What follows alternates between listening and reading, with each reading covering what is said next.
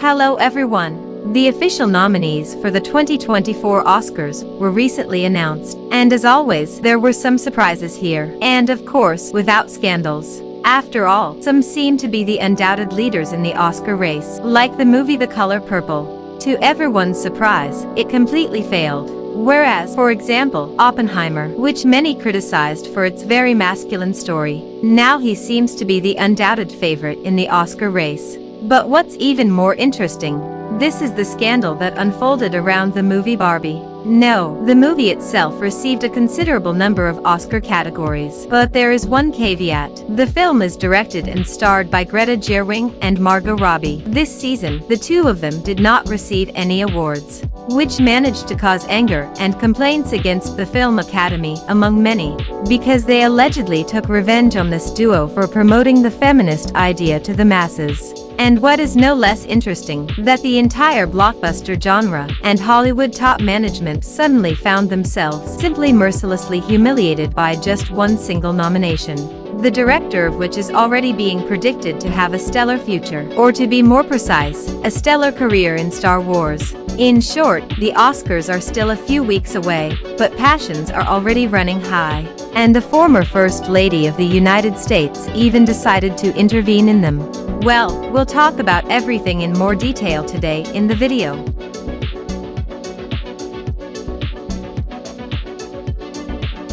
Well, last week all the nominees for this year's Oscars were announced.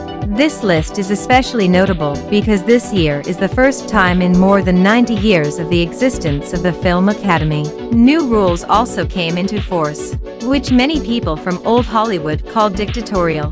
The essence of these rules, if explained in very simple words, is this: to qualify for Best Picture, which is traditionally the most prestigious award at the Oscars, each candidate must now meet a range of requirements and criteria, the main essence of which is the maximum inclusivity of those who are in the frame of the film and those who work outside it. However, I personally expected, in connection with these new innovations, a completely different outcome of events than what actually turned out to be. Oddly enough, the list of nominees was more than unexpected, probably for everyone. So suddenly the film Oppenheimer, directed by Christopher Nolan, turned out to be the absolute leader. This movie became so brilliant last year that it would probably be impossible not to include it on the list. But to be honest, I personally didn't expect it to win so many nominations. The thing is that out of all 23 possible categories at the Oscars, Nolan's blockbuster received quite a 13 nominations, including awards for Best Film, Best Actor, Best Supporting Actor, Supporting Actress, Screenplay, Directing, Editing, Music, Design, Production, and so on. Accordingly, the film Oppenheimer was simply a total success, and many oppression of rights have already begun to cry. Well, the film that shows how men dominate and all that won again. Plus filmed by a famous male director, with the main male star. Again, he will take all the rewards. I don't know whether he will take them all, but such a number of nominations, of course, suggests that the film that received them will probably become the main triumphant of the 2024 Oscar Film Awards. Let's see, of course, whether this will be justified, but for now the film Oppenheimer now has the maximum chance of success. How such a movie slipped past the new Oscar rules is personally incomprehensible to me, since practically all the key characters there are actually middle-aged white men, just that same hated class people for many in modern Hollywood. And yet, the Oppenheimer managed to receive 13 Oscar nominations. What can I congratulate them on? But it was not only Oppenheimer who managed to create so much noise around himself, but also to other films that were also nominated for an Oscar. Well, I think it's worth starting with the movie Barbie. By the way, this is an amazing case, because films like Barbie are something like the movie Super Mario Bros. At the movies, or some movie from Marvel or DC, because these are big cash projects, to which the Film Academy generally treats with undisguised disgust. I personally don't know why the movie Barbie was nominated for an Oscar. Maybe he really is a genius somewhere, or maybe because the film raised the right topics. For me personally, this remains a mystery. In short, this movie also turned out to be kind when it came to the 2024 Oscar nomination. Ultimately, Barbie managed to receive 8 nominations, including nominations for Best Picture, Best Supporting Actor, and Best Supporting Actress. However, one of the loudest reasons for conversations and scandals was that Greta Gerwig and Margot Robbie were passed over in the Best Director and Best Actress categories. There has already been a huge uproar on social media about this. The nominees themselves from the film Barbie did not remain silent either. The actor who plays Ken, Ryan Gosling, expressed his dissatisfaction with the fact that the film Barbie did not receive enough Oscar nominations. In his opinion, the American Film Academy unfairly ignored the leading actress Margot Robbie and director Greta Gerwig. Ryan Gosling thanked the film academics for his nomination, but expressed outrage online that neither lead actress Margot Robbie nor director Greta Gerwig received awards in their respective categories. In his message, Ryan Gosling expressed gratitude for the opportunity to be nominated alongside outstanding actors. He noted that the opportunity to play the role of a Ken doll is a huge pride for him. However, despite this, the actor complained about other Oscar nominations in 2024. There is no Ken without Barbie, and there is no Barbie movie without Greta Gerwig and Margot Robbie, the two people most responsible for creating this world-famous film. The recognition of the film in the world would not have been possible without their talent, endurance, and genius. To say I'm disappointed that they weren't nominated in their respective categories would be an understatement. As for his colleague America Ferrer, she then said in an interview that she was incredibly disappointed that Greta and Margot were not nominated. As for the opinion of the viewers themselves on this matter, specifically the feminist community, then things went even further there.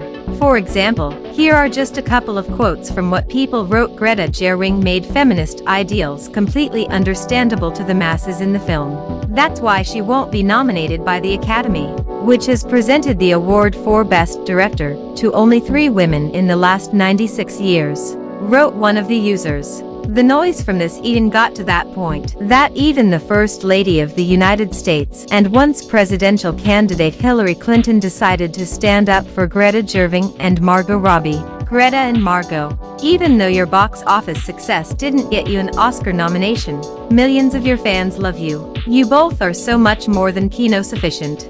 Hillary Clinton wrote on Twitter. In general, a real tragedy was created around this story. Like it was Ken who got the Oscar nomination again, not Barbie. Well, in general, everything is as always.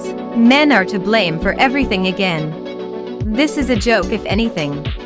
It is worth noting that this was not the only scandal at the stage of obtaining categories for the future awards ceremony. After all, in addition to feminists, all sorts of BLM and similar organizations have also become terribly angry. But why, you ask me? And all because their film is a leader at the Oscars. Namely, the film The Color Purple simply stupidly flew past the Oscar and generally received a complete 0.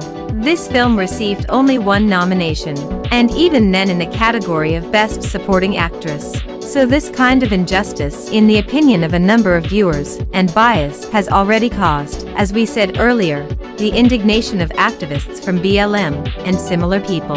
The essence of the indignation itself is this: that this movie is about the struggle of blacks for their rights in the American South at the beginning of the 20th century.